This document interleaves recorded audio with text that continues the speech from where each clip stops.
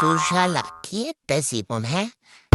মানে কাজ করতে করতে বা ঠুলা মস্ত হবে, কি এক অবস্থা! যদি ম্যানেজার বা বাড়িওয়ালা দেখে তাহলে তো অবস্থা পুরো খারাপ হয়ে যাবে। তাই তো প্রতিদিনই চুলা মুছতে হয় রান্না করার শেষে। শালার কামলা দিতে দিতে অবস্থা একদম খারাপ হয়ে যাচ্ছে রে।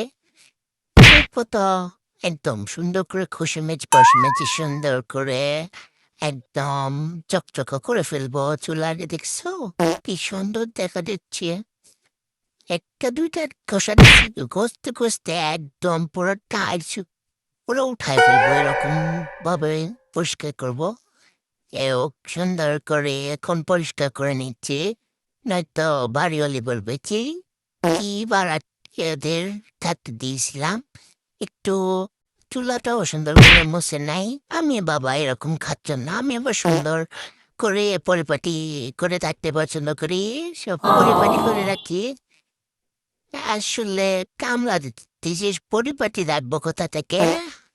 জামাই জামাই দুষ্টটা তো বললে যে, আরে সারাদিন কি করো, একটু সহ্য করে থাকতে পারে না? আরে শালা কাজ করতে করতে তো অবস্থা পুরো খারাপ হয়ে যায়, এখানে সাজুগুজু করে থাকবো কোথায়?